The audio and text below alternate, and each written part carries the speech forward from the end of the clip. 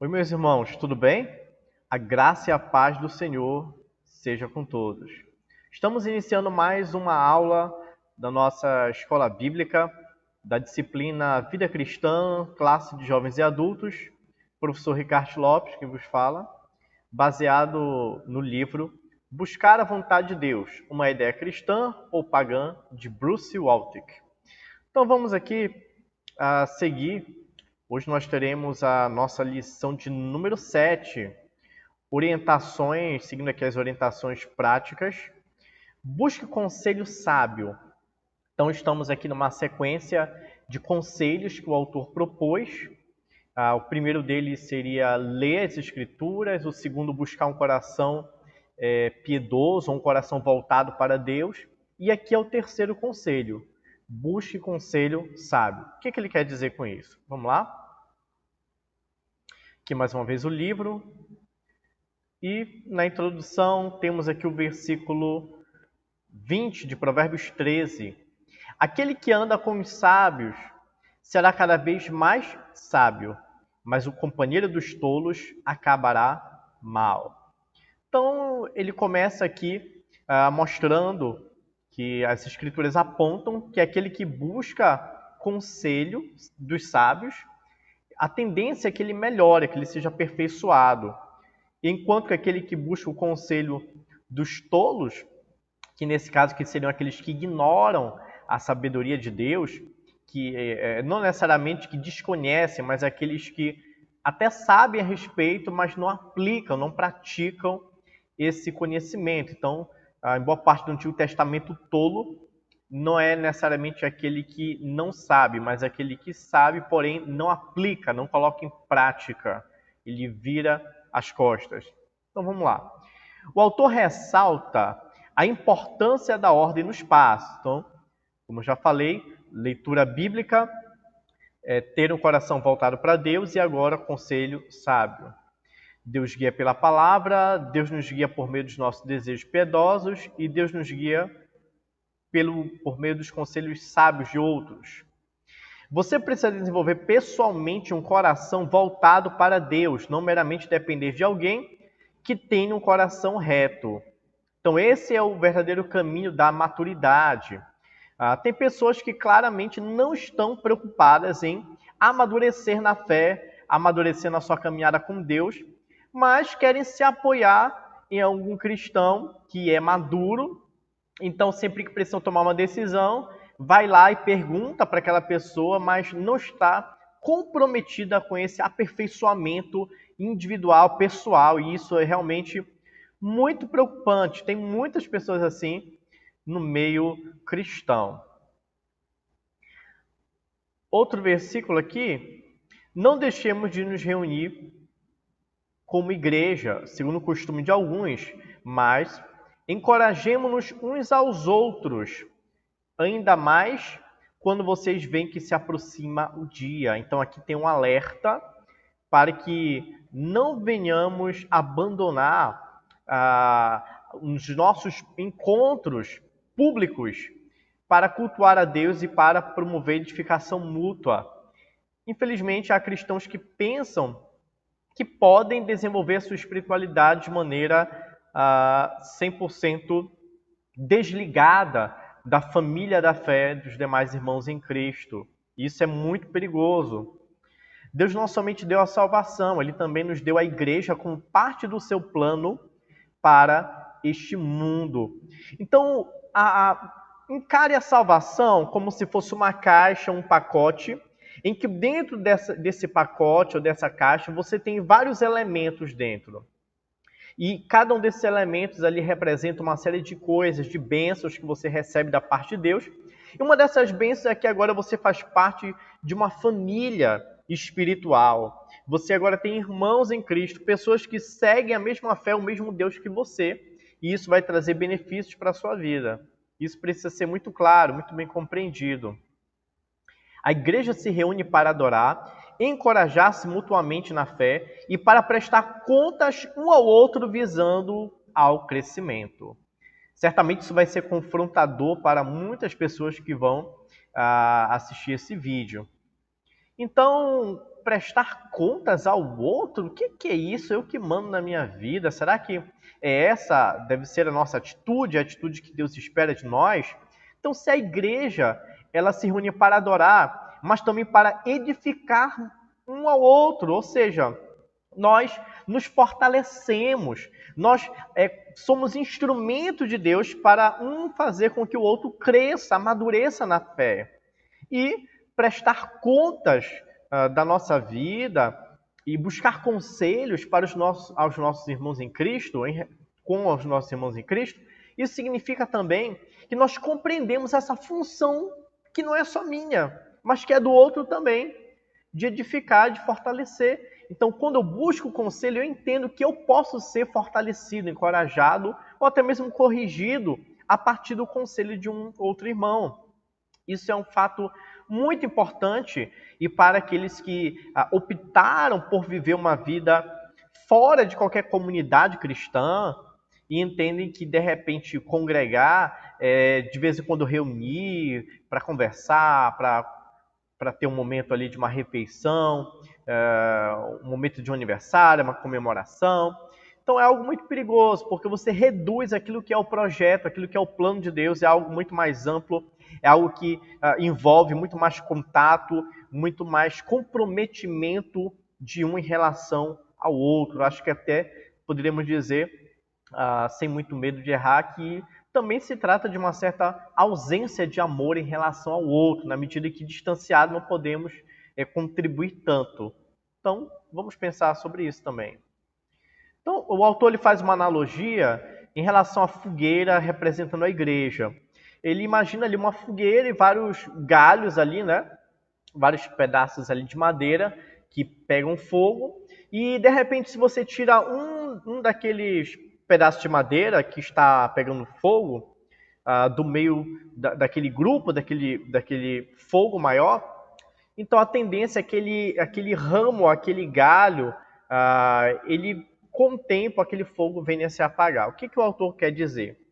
Que quando estamos próximos e estamos nos fortalecendo, é mais fácil você manter na sua caminhada com Deus uma comunhão com Deus. É mais fácil você se manter forte diante do Senhor.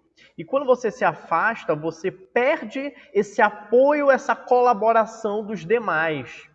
Então, esse fogo, ou seja, esse fervor diante de Deus, pode ser que no momento em que você esteja fraco, passando por alguma dificuldade, e você decida enfrentar essa luta sozinho, pode ser que você não encontre forças suficientes. A gente sabe que a força vem de Deus, mas o fato dessa analogia, ela tenta ressaltar que Deus ele derrama da sua graça através de outras pessoas também. Ele não faz isso apenas diretamente, mas ele faz também por meio de outras pessoas. Então, é como se você estivesse escolhendo. Eu quero que Deus venha agir na minha vida somente de maneira direta. E isso não é o projeto de Deus, não é o plano de Deus. Somos aperfeiçoados no perdão, somos aperfeiçoados no amor, somos aperfeiçoados na paciência, somos aperfeiçoados nos dons. Todos os dons são relacionados ao outro, visa o benefício e o aperfeiçoamento do outro, a edificação do outro. Então, seria negar todos esses conceitos e decidir viver de maneira isolada de qualquer comunidade. Então, o primeiro ponto que ele está ressaltando aqui, antes de falar do conselho em si, é entender que outras pessoas podem te ajudar também. Outras pessoas podem colaborar para a sua vida espiritual e para conhecer a vontade de Deus, para compreender melhor a vontade de Deus e tomar decisões sábias. Então, é o foco da nossa lição e ele está tentando ressaltar essa questão, essa importância do contexto comunitário e desse agir mútuo entre os irmãos. Uma outra analogia que, inclusive, eu acho até melhor, seria a analogia paulina do corpo para representar a igreja. Então ele fala que o corpo tem muitos membros e quando um membro ele sofre um dano, os demais membros entendem e sentem também aquela dor, compartilham daquela mesma dor. E se há o amor de Cristo, a tendência é que aquele que sente a dor do outro é que ele venha agir em favor daquele que está sofrendo, ele venha agir para socorrer aquele que também é membro do mesmo corpo. Então, isso nos ajuda muito a pensar do quanto é importante estarmos inseridos em uma comunidade cristã, quanto isso é benéfico e proveitoso.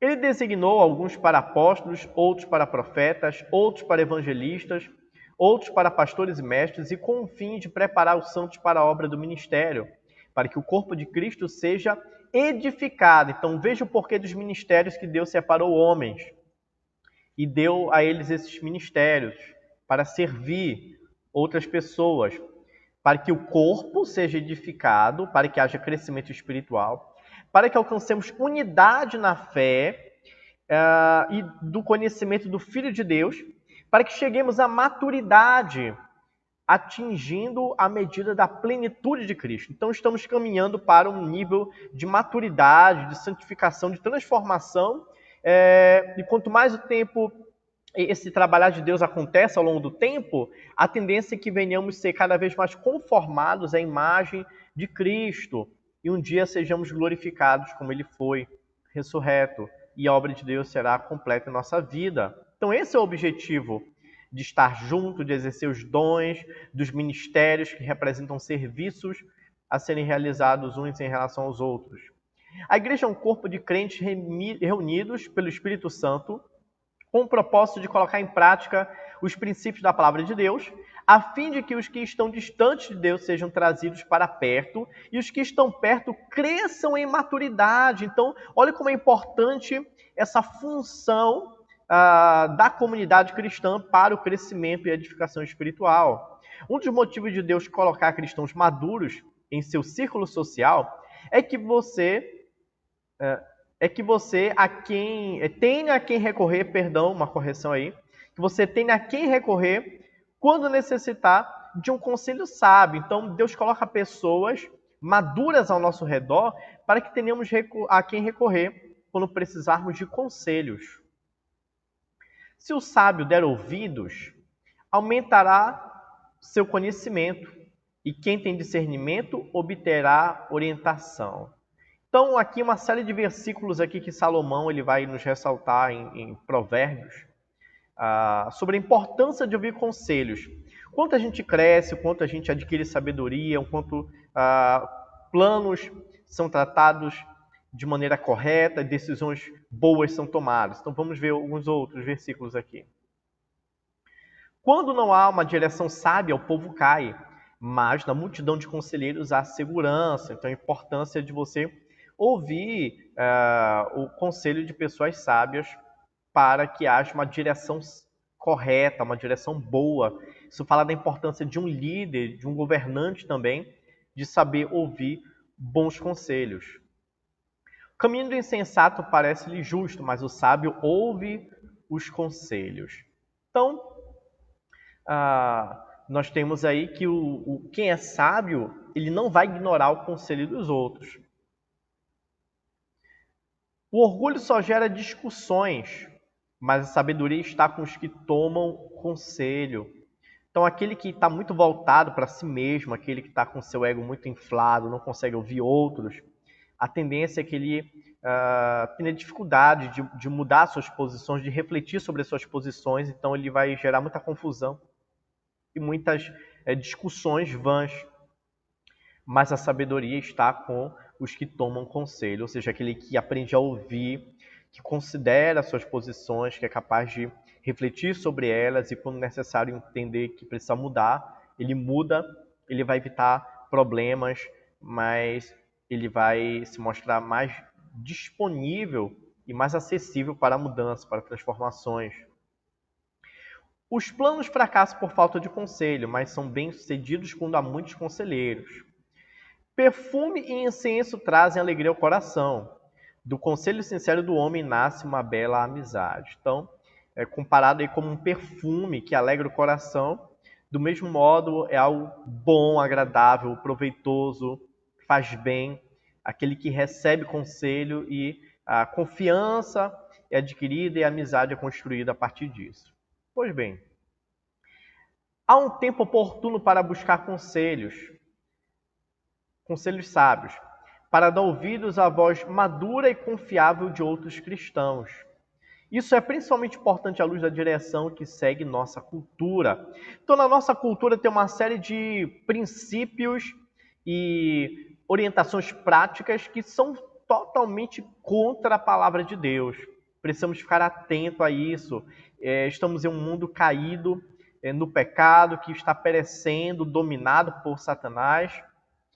Em várias esferas, Satanás ele influencia e direciona pessoas para promover a opressão de outras e para afastá-las do conhecimento da verdade de Deus. Então, um conselho sábio para quem está no mundo caído é extremamente importante, é isso que o autor chama a atenção. O Salmo 1 contrasta a ternura do povo de Deus com a insensibilidade daqueles que rejeitam a Deus. O efeito de endurecimento causado pelo pecado em nossa vida é evidente nesse texto. Então, é um comparativo do caminho bom e do caminho daquele que teme a Deus, que é o caminho bom, e daquele que segue um caminho mau, que não teme a Deus, que desobedece, o caminho do ímpio. Você pode ler depois este salmo e perceber o quanto é importante você caminhar de forma correta. E ouvir conselhos sábios vai ter uma extrema importância nessa nossa caminhada. Nós nos tornamos insensíveis à dor e o mal dita as regras.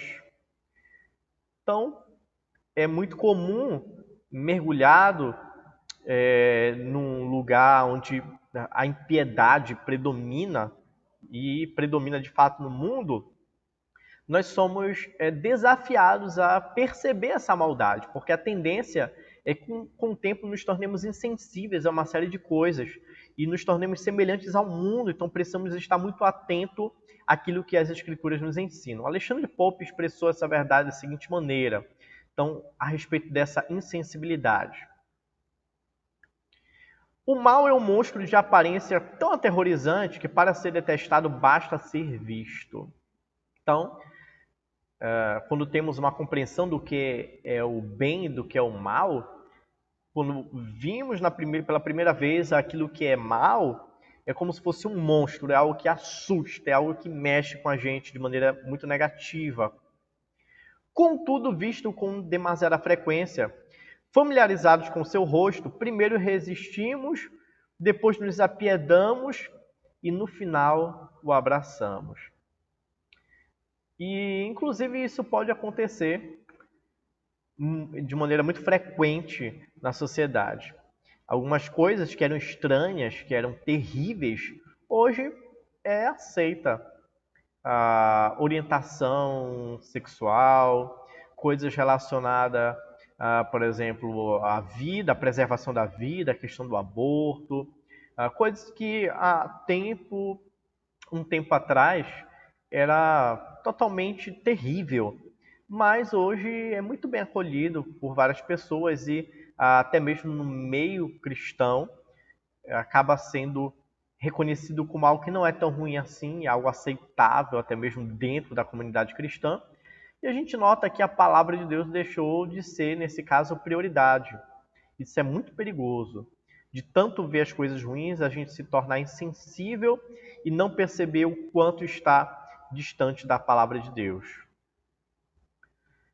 Irmãos cristãos podem nos ajudar, mantendo-nos responsáveis para vivermos como cristãos em um mundo não cristão. Então, olha a importância da comunidade de nos manter centrados em Deus e na palavra. Eles podem nos fazer perguntas difíceis, oferecer novas perspectivas e ser usados por Deus para influenciar a nossa vida. Então, se a gente abre mão disso, é como se eu dissesse, não, agora eu vou jogar sozinho, eu não quero mais companheiros, não quero apoio. Deus usa pessoas, mas eu não quero que ele venha agir assim. E aí é uma situação até estranha, ao meu ver até de certa rebelião, porque Deus ele construiu um plano, um projeto, e você está construindo um outro projeto paralelo, diferente daquele que as Escrituras apontam, como se você estivesse dizendo, não, esse projeto é melhor. Ou então, eu sei que o projeto de Deus é melhor, mas mesmo assim eu quero o meu. Não deixa de ser uma atitude também de desobediência, de rebeldia e de falta de confiança, de entrega, de submissão a Deus. Isso é muito perigoso, é um caminho muito ruim. Precisamos entender que Deus é sábio, Ele é perfeito, ele sabe o que é melhor e os projetos de Deus são melhores que os nossos. Devemos nos curvar a esses projetos.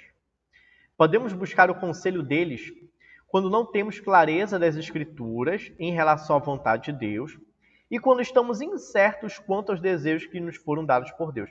Então, ele vai procurar ressaltar ao longo desse capítulo o quanto é importante a ordem que foi estabelecida. Quando devemos buscar o conselho de outras pessoas? Primeiro, quando a questão da leitura das Escrituras, lembra que é o primeiro passo? Então, pois é. Então, quando não há clareza em relação às Escrituras, no que diz respeito àquilo que estamos passando, é o primeiro ponto. E o segundo ponto, quando os nossos desejos, no momento de reflexão, de autoavaliação, de autoexame, a gente não está bem certo se aquele desejo é algo que provém de Deus, se de fato é um desejo piedoso. Então, como uma alternativa, a gente deve procurar conselho de outras pessoas. E aqui ele cita o exemplo dos presbíteros de Antioquia, em Atos 13, versículo 1 ao 3, que foi um momento em que eles estavam orando e jejuando, e Deus comunicou a eles que eles deveriam enviar Paulo e Barnabé para a obra que assim o Senhor tinha chamado, e assim eles foram enviados como missionários. O que a gente tem aqui, irmãos? Que aqueles homens ali, a igreja reunida em oração, e o texto destaca essencialmente a liderança, mas eu acredito que não foi apenas a liderança, mas a igreja como um todo, até porque depois eles oraram pelos missionários ali que foram enviados, Paulo e Barnabé, e todo o contexto dá a entender que houve uma participação também da igreja, da comunidade, mas ele destaca ali a questão dos líderes. Primeira observação, Paulo tinha convicção pessoal, mas aguardava a confirmação da igreja. Olha que interessante. Desde o início da conversão, Paulo ali junto com Barnabé começou a testemunhar, começou a pregar, e era notório o desejo dele de falar das Escrituras, de compartilhar sobre Jesus, sobre a fé, sobre aquilo que ele havia crido. Então, é claro que havia uma convicção pessoal, mas Paulo não parte para pregar essas boas novas assim de qualquer maneira. Passa um tempo e só depois que há uma confirmação da igreja, Paulo é enviado. Veja só que interessante. Ele teve um encontro pessoal com Deus, ele teve um desejo pessoal de pregar a palavra, mas aí teve um outro elemento que foi a confirmação da igreja. Com isso a gente aprende que, uma segunda observação, primeiro, os presbíteros estavam de acordo em relação aos seus representantes, assim Deus revelou sua vontade a todos. Então, essa confirmação no coração deles com relação a quem enviar, o texto deixa isso muito claro, orando e jejuando, Deus disse, ou seja, Deus comunicou no coração daqueles irmãos que aqueles deveriam ser os missionários. E assim a vontade de Deus foi realizada, houve um direcionamento a partir dessa unidade entre os irmãos. Ok, a quem devo recorrer? Deus quer que primeiramente nos dirijamos a Ele, em seguida que exploremos os nossos próprios desejos, para nos certificarmos de que estamos caminhando próximos dele antes de confiarmos em outras pessoas. Então perceba a importância da ordem. Quando buscamos conselho de outra pessoa, esta deveria ser alguém em que confiamos como uma pessoa espiritualmente madura. A pessoa madura conhece as Escrituras, buscar a ajuda de um cristão imaturo, ou mesmo de um não cristão é o cúmulo da insensatez. De que maneira Deus usará essa pessoa para desenvolver o seu caráter e dar-lhe direção espiritual? Então, essa pessoa que vai trazer um conselho para você não é apenas alguém que está próximo de Deus e vai trazer uma palavra para você obedecer de maneira mecânica. Não. Mas durante esse processo de aconselhamento, você acaba sendo moldado e adquirindo maturidade que aquela pessoa recebeu de Deus. Então a tendência é que aquele que ouve o conselho, ele vai sendo aperfeiçoado, ele vai crescendo também em comunhão com Deus. Então essa é a ideia. Agora, como podemos ter um conselho sábio, de acordo com a vontade de Deus, a partir de alguém que é imaturo, ou seja, que não conhece a palavra de Deus, que não tem realmente uma vida piedosa, exemplar, um bom testemunho, ou pior ainda, uma pessoa que não é crente. Eu acho muito interessante quando pessoas, principalmente envolvendo problema de família, e às vezes um homem, uma mulher busca conselho de alguém que não é cristão.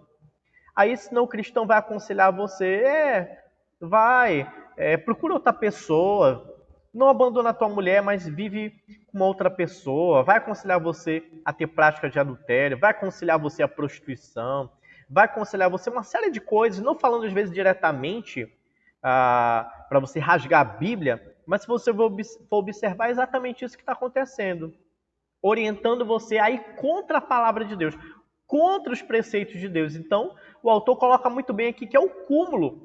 Você buscar conselho numa pessoa que não serve a Deus. Ou um cristão que não é maduro, que vai lhe aconselhar a partir das próprias experiências, não que isso não possa ajudar em algum momento, para que a gente aprenda algumas questões espirituais, mas a nossa essência deve ser a palavra, as escrituras. Busque alguém que conheça as escrituras. E aqui ele cita o exemplo do rei Roboão, que é um mau exemplo para os cristãos atuais. Como seria esse exemplo? Vamos ver aqui um texto bíblico.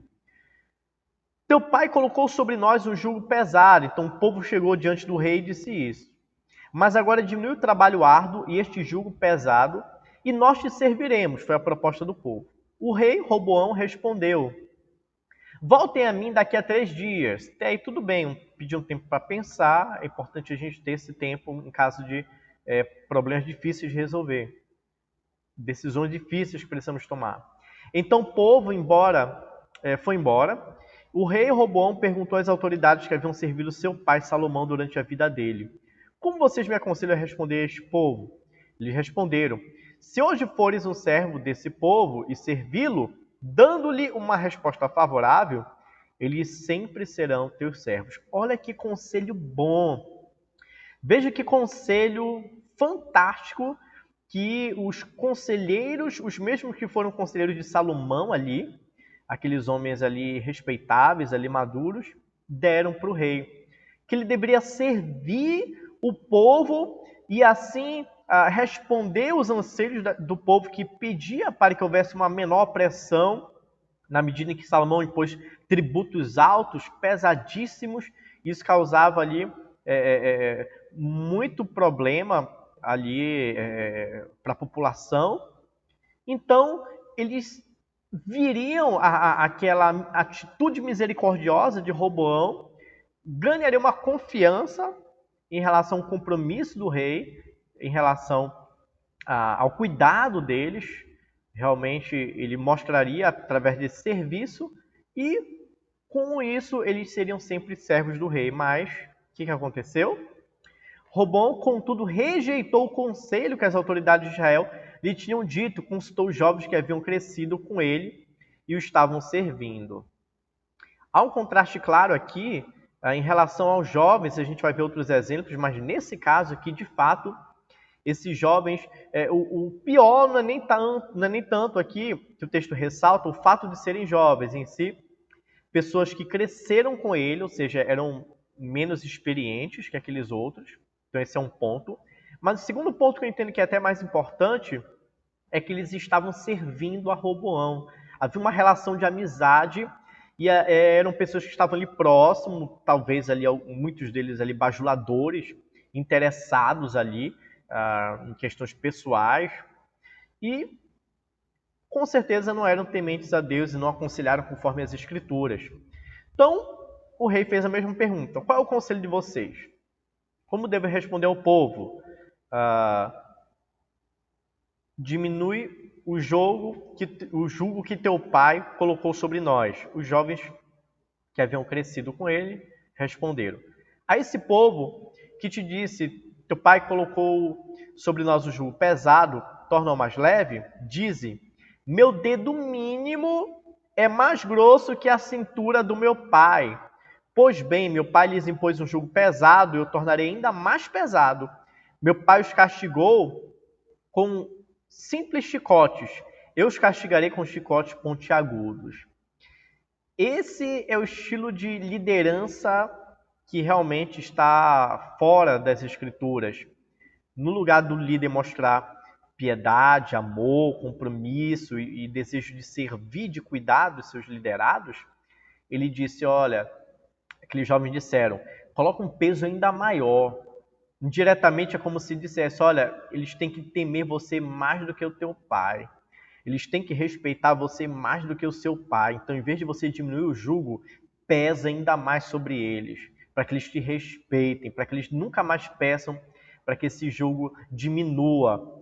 E, infelizmente, o resultado disso foi algo desastroso, porque Roboão teve o seu coração endurecido, seguiu este conselho e não o outro, e o que acontece é que as tribos se dividiram, ficaram 10 tribos ao norte ali, compondo Israel, e as outras tribos ao sul, compondo Judá, e houve, nesse momento, por causa disso, a divisão do reino de Israel, da nação. A nação ficou agora dividida, tinha o reino do norte e o reino do sul, depois desse fato. Ok, Deus deseja usar esse processo para moldar o seu caráter e ajudá-lo a crescer em maturidade. Então a gente precisa ficar atento para essa oportunidade de crescer espiritualmente. O padrão do Antigo Testamento é esse. Deus é o pastor de Israel e os reis, profetas, sacerdotes e anciãos são chamados para agir como seus agentes em um papel de co-pastor. Então, para aqueles que dizem, Deus é o meu pastor, Deus é quem cuida de mim, amém. Com certeza isso é fato. Mas desde o Antigo Testamento, Deus usa pessoas que cooperam para que esse cuidado aconteça na minha e na tua vida. Então Deus usou aí essas figuras, rei, profeta, sacerdote, para ser o agente, o instrumento do Senhor para que esse cuidado fosse estabelecido. E isso acontece também de modo semelhante no Novo Testamento. Jesus é chamado de Supremo Pastor e os presbíteros são seus subordinados, né? E presbítero, pastor são termos aí intercambiáveis. O apóstolo Pedro, por exemplo, denominou a si próprio um presbítero sob a autoridade de Cristo. Então, tem muito a ver com essa ideia de supervisão, de liderança. O presbitério, mas a maioria dos presbíteros também exerceu o cuidado, que seria o nome mais designado a essa função, seria a questão do pastor. Porém, as mesmas pessoas exerciam tanto essa supervisão quanto esse cuidado com a igreja. Então, no Novo Testamento, Jesus também é o bom pastor lá de João 10, que cuida das suas ovelhas. Porém, ele chama homens para cooperar com esse cuidado. Então, é um padrão bíblico que Deus ele cuida do seu povo através de pessoas que ele escolhe, que ele separa. Deus ouviu a sua igreja. Deus colocou você lá por um motivo. Você tem líderes e precisa prestar atenção no conselho deles. É claro também que a igreja possui o amor de Cristo derramado no seu coração e devemos cuidar uns dos outros. Mas quando a Bíblia fala de dons e de ministérios, nem todos têm os mesmos dons, nem todos têm o mesmo ministério. Você pode ler 1 Coríntios 12, que isso está bem claro colocado lá nos últimos versículos pelo apóstolo Paulo. Então, aqui o autor está ressaltando que essa liderança, que essas pessoas, talvez não necessariamente um líder, mas alguém que é um cristão maduro, que se destaca na sua comunidade, é alguém que Deus colocou para ajudar você, para edificar você, para que você também amadureça. Isso não pode ser ignorado como uma ação de Deus. Não negligencie a sabedoria da igreja. Ele usa a igreja como uma das ferramentas para moldar a nossa vida. É muito perigoso quando a gente recusa ou rejeita essa ação de Deus sobre a igreja. Então, o Espírito Santo usa a igreja também. Ele não é obrigado a falar diretamente conosco. E algumas vezes eu entendo que Deus pode até deixar de falar diretamente conosco para usar uma outra pessoa para que venhamos lembrar disso, da importância da comunidade, que o mesmo Espírito que está sobre nós está sobre outros irmãos. Deus não nos revela tudo, e é do interesse de Deus que a gente perceba essa dependência mútua para que sejamos humildes e para que venhamos a entender a importância desse projeto chamado Família de Deus, Corpo de Cristo, que nos apresentam as Escrituras. O que devo dizer? Na maioria das vezes, a parte mais difícil é buscar conselho e abordar o assunto com o conselheiro. Tem pessoas que não buscam não só por orgulho, mas por timidez, por vergonha de expor a sua fraqueza, medo de serem julgadas pessoas tolas, imaturas, medo de expor questões pecaminosas, porque se sentem envergonhados, porque acabaram caindo em alguns pecados. E realmente esse momento de se aproximar, às vezes, acaba sendo muito difícil. Mas eu quero dizer para você, estamos vendo quanto as Escrituras aconselham isso. Você deve realmente agir de maneira responsável com você mesmo, com a sua vida espiritual, e lutar contra essa timidez, contra o medo. É claro que buscando muito bem quem é a pessoa com quem você vai conversar. Seja uma pessoa de bom testemunho na sua comunidade, uma pessoa madura. Deus usa a situação não apenas para moldar você, mas como oportunidade de ministério para outra pessoa. Esse é um outro lado também muito interessante, que ao mesmo tempo que Deus vai usar aquela pessoa e para abençoar a sua vida, para que você cresça diante de Deus, ela sendo usada por Deus também está sendo aperfeiçoada no seu ministério, no seu dom, e isso vai ser bom para ambos. É muito legal também perceber essa relação de benefício duplo, mútuo. Então, olha só como Deus age. Ore pela pessoa com quem vai conversar a respeito de sua situação, para que Deus possa preparar tanto você quanto a pessoa com quem você vai se aconselhar. Então, sempre lembrando que o processo do aconselhamento é uma ação espiritual, não é alguém inteligente que sabe muito que vai resolver a tua vida, não. É um servo de Deus, assim como você, que tem um conhecimento maior das Escrituras, que tem uma maturidade diante de Deus e precisa também desse direcionamento de Deus no momento desse aconselhamento. Então é importante que ambos venham orar, tanto aquele que vai aconselhar quanto o que vai receber o conselho. É importante dizer ao conselheiro o que espera e sempre orar para que ambos tenham a mesma disposição de coração. É fantástico quando isso acontece. Quando o conselheiro expõe a palavra de Deus, ou seja, a vontade de Deus revelada nas Escrituras, e o aconselhando, aquele que recebe ali aquela palavra, ele acaba tendo a mesma compreensão, quando há a mesma disposição ali para ouvir. Então é muito importante dizer desde o início o que é que você espera daquele conselho. Algumas pessoas procuram conselho por motivos errados, a gente vai ver um pouco sobre isso, mas é importante que você busque conselho porque você deseja glorificar a Deus e você deseja amadurecer também. Então, quando você procura com a disposição correta de coração, sincera, às vezes não para dizer a uma pessoa que não, estou tentando melhorar, por isso que eu busquei conselho, mas de fato o coração está fechado, pode acontecer. Isso é muito ruim, isso gera um desgaste para quem está aconselhando também, de estar sendo enganado, iludido, e a pessoa mesmo está se enganando, enganando pessoas à sua volta, isso é muito ruim. Então que haja a disposição correta de coração e que isso seja exposto também antes do processo do aconselhamento iniciar. Em Atos 15, Paulo e Barnabé foram até Jerusalém buscar o conselho dos apóstolos e presbíteros. E Deus operou sua vontade por meio do conselho sábio deles, daqueles homens. Então a gente percebe que havia uma igreja composta por gentios e vieram outros irmãos da Judéia pregando que eles deveriam fazer ali a circuncisão, deveriam guardar alguns costumes, algumas tradições judaicas, algumas coisas relacionadas à lei. E trouxe certa confusão. Paulo e Barnabé discordaram e a igreja decidiu que eles deveriam buscar conselho dos presbíteros e apóstolos em Jerusalém. Então percebe que os próprios apóstolos também, a gente descobre nesse texto, que eles estabeleceram presbíteros em Jerusalém, eles não governaram sozinhos. Estabeleceram diáconos, e aqui presbíteros também aparece nesse texto, Ou seja, os próprios apóstolos que foram testemunha de Cristo, que aprenderam diretamente com Jesus, que tiveram toda aquela experiência maravilhosa, viram Jesus ressurreto, eles entenderam que precisavam de pessoas para auxiliar naquela liderança e estabeleceram presbíteros. E agora aqueles homens saem de uma comunidade, Paulo e Barnabé, e vão buscar conselho não só com os apóstolos, mas também com os presbíteros, e lá há uma conversa a respeito do que estava acontecendo.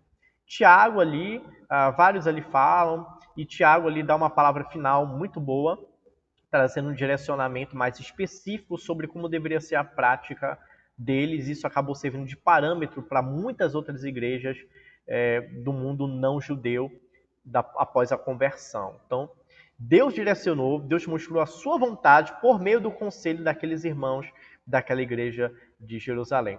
Isso também abre precedente para a gente pensar que não é errado uma igreja ouvir o conselho de irmãos de outras igrejas que, claro, adotem a mesma fé, que tenham os mesmos princípios bíblicos ali, a mesma teologia conservadora, mas é possível que comunidades recebam bons conselhos de outras comunidades. Então, a gente percebe aqui também que a importância da gente se aproximar, entender que o Espírito Santo age não só na nossa congregação, mas age também em outras congregações, outras igrejas, outros ministérios.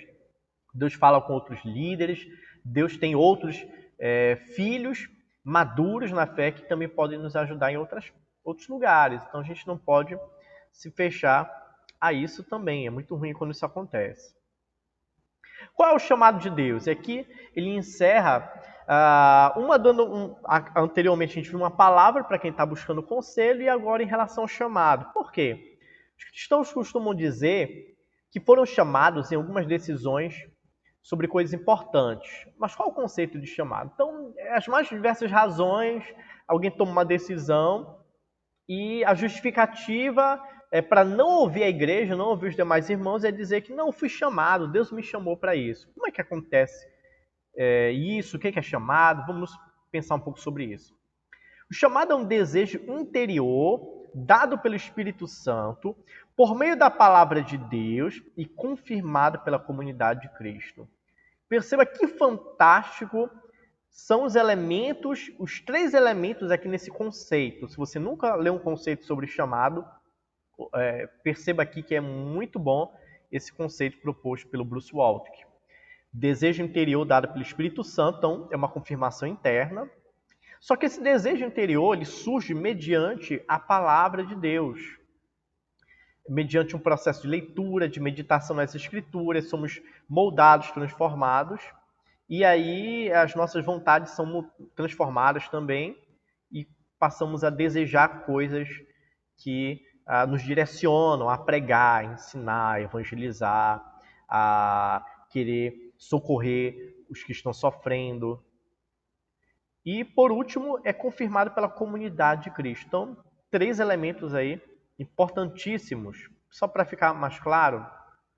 Primeiro, conforme nos aproximamos de Deus, somos moldados em nossa mente, em nossas vontades, descobrimos novos desejos. Então, primeiro passo desse processo. Segundo, precisamos ter nossa convicção interior baseada na palavra, passando o tempo lendo, meditando. A mente de Deus começa a confirmar ou rejeitar uma determinada atitude dentro do corpo de Cristo. E em terceiro, o corpo de Cristo, a comunidade, a igreja, precisa confirmar o chamado. Por isso é importante ter ao nosso redor pessoas tementes a Deus. É possível que eu tenha essa confirmação interior, que isso tenha acontecido ao longo de um processo de leitura, de reflexão na palavra, mas ainda assim a comunidade não entender. É possível. Em casos como exceção, não é comum, tá? Mas é possível que se de repente aquela comunidade ela está distante daquilo que é o conhecimento bíblico correto, é possível que realmente não seja confirmado aquele chamado. De repente uma outra comunidade que está mais próxima das Escrituras vai entender melhor aquele seu chamado. Pode ser que isso aconteça por exceção. Agora, se uma comunidade ela está alinhada com as Escrituras e você de fato teve essa convicção interior, conforme também a palavra de Deus, aí é correto a gente pensar que vai acontecer essa confirmação em algum momento. Então, sem a confirmação do corpo, precisamos questionar a legitimidade do chamado, acende a luz amarela de alerta, mas não podemos nos esquecer de que devemos dar prioridade à palavra de Deus e aos desejos do coração. Então, se a comunidade não confirmou, não necessariamente devemos anular ou rejeitar totalmente, esquecer o nosso desejo interior, aquilo que Deus tem feito no nosso coração. Mas é o momento de parar e realmente questionar. Será que, de fato, isso que eu estou desejando é proveniente de Deus? Será que, de fato, é Deus quem está me direcionando? Já que o corpo está rejeitando, pode acontecer de alguém achar que tem um dom para ensinar, mas quando ele vai ensinar a comunidade, ninguém entende, ele não consegue demonstrar, explicar o significado dos textos, ele não consegue envolver, passar segurança naquilo que ele ensina. Enfim, uma série de problemas que a comunidade acaba detectando. E aí ele pode querer insistir, não, mas Deus me chamou para ensinar e tal. A gente precisa tomar muito cuidado. Quando a comunidade que tem o Espírito Santo, o mesmo Espírito que habita na minha vida, eu preciso ouvir o que essa comunidade está percebendo, se ela está rejeitando, aceitando, se ela está confirmando ou não. Mas, ao mesmo tempo, entender que a palavra é prioridade e aquilo que Deus colocou no meu coração também. Como eu disse, tendo a palavra como prioridade e essa questão do desejo do coração, a gente vai ter uma maturidade melhor para avaliar se de fato aquele corpo é um corpo fiel a Cristo, então ele tende a confirmar. Agora, se aquela comunidade está distante da verdadeira palavra, vai ser realmente complicado, a não ser que você também esteja fora da palavra e aí vai ter um desalinhamento duplo que vai acabar se confirmando, mas não é isso que normalmente acontece. Então, busque a palavra de Deus, caminhe conforme a palavra instrui e orienta, e se a sua comunidade também age dessa forma, vai haver uma conformidade, uma confirmação. Então, ele dá o exemplo aí do jovem e do velho profeta. O jovem profeta ele recebe uma palavra de Deus, que ele deveria seguir um determinado caminho, entregar-lhe uma palavra, que ele não deveria voltar pelo mesmo caminho, não deveria comer pão e não deveria também beber nada. Nem comer, nem beber, nem retornar pelo mesmo caminho. E ele faz exatamente o inverso. Por quê?